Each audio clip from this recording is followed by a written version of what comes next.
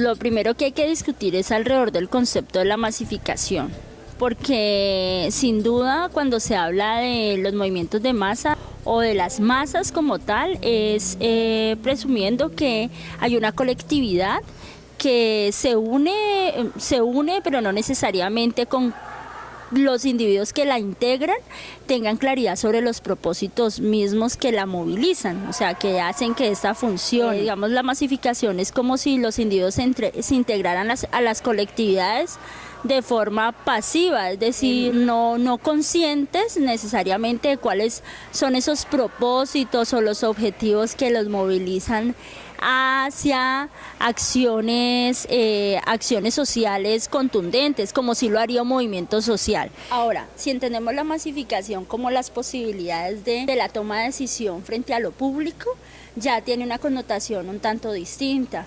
Por ejemplo, cuando se piensa en masificar la educación o cuando se piensa masificar una política social alrededor de la salud, ya lo que se está considerando es tomar las colectividades para que tenga una posibilidad de que todos los individuos puedan integrar y hacer parte de esos sistemas. Y eso va a implicar una toma de decisiones frente a cómo hacer que todas las colectividades la integren o desde qué perspectiva la integren. Definitivamente pueden afectar la economía. Yo creo que sí, pero creo que no necesariamente una afectación negativa, sino todo lo contrario, una afectación positiva en el sentido del consumismo, en el sentido de poder decir que muchas veces los individuos asumen unos comportamientos o estilos de vida asociados a esas integrándose a esas colectividades, no necesariamente conscientes. Yo siento que los procesos de masificación de los consumos afectan positivamente la economía, o sea, contrario a uno entender que la va a regular, regular en el sentido de mediar o reducir los datos o los índices de consumo económicos. Yo siento que al contrario los fortalece. La desigualdad no solamente está asociado a condiciones materiales, físicas y estructurales que tienen que ver con la violencia estructural de procesos históricos, es decir, cuando se habla de desigualdad no estamos refiriendo solo un momento actual de tenencias o de carencias, sino que estamos hablando de un modelo de dominación que viene desde el mismo momento de la conquista hasta la actualidad, en donde el que domina es el que posee y el desposeído es desprendido de todo lo que lo puede integrar, entre ellos el territorio.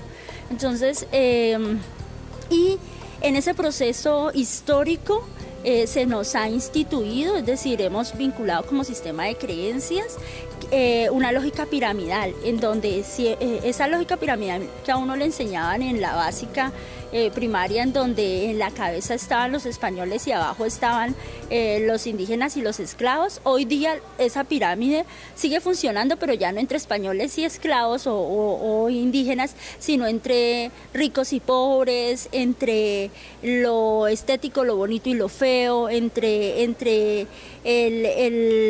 el diverso, la persona en diversidad sexual y de género. O sea, hay una lógica de desigualdad que trasciende lo material a las relaciones sociales. Entonces uno podría decir, es que con relación a la desigualdad hay procesos de masificación de la desigualdad en torno a las diferencias estéticas. La tenencia de, por ejemplo, la tenencia de algunos elementos de consumo. Entonces tú lo ves hoy día con el desarrollo de la tecnología, ¿no? Entonces quien no posea esa serie de instrumentos de una tablet o un iPad que pueda soportar su comunicación virtual, pues digamos no está dentro de lo que es concebido como moderno. Entonces allí, dentro de esa lógica de la modernidad, la masificación tiende a enraizar más las desigualdades. Las desigualdades que no son solamente materiales, sino también son desigualdades simbólicas. ¿sí? Son desigualdades en el campo ya de lo, digamos, de las relaciones sociales que se instituyen alrededor de la connotación del otro como un otro distinto desigual, no un otro distinto complementario.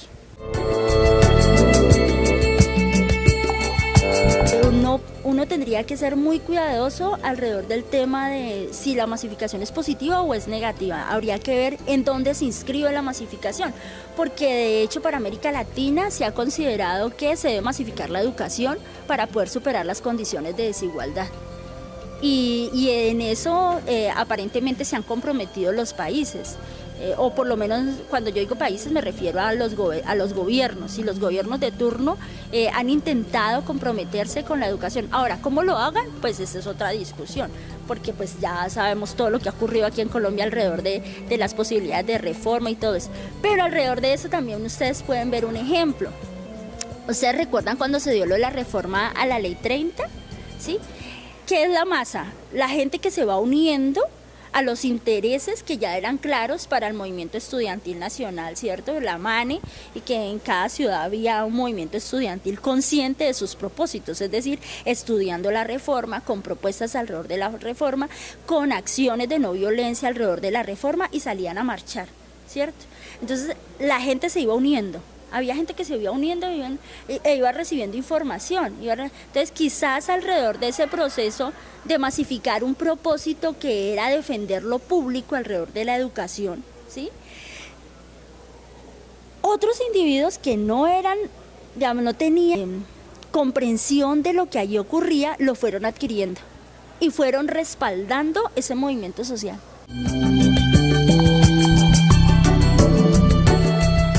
La masa no responde, no responde a un propósito consciente, sino a que el individuo se una en la colectividad sin necesariamente compartir el propósito, ¿sí? Sin embargo, la masificación puede tener unos intereses, unas tramas visibles o invisibles.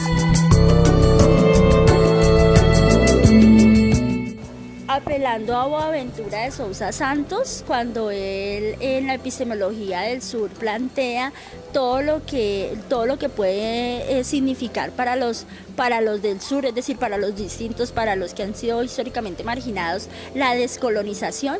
Yo siento que esos discursos de globalización descolonizadores tienen una incidencia importante. Todo lo que está ocurriendo en Bolivia, todo lo que está ocurriendo, por ejemplo, alrededor de las semillas.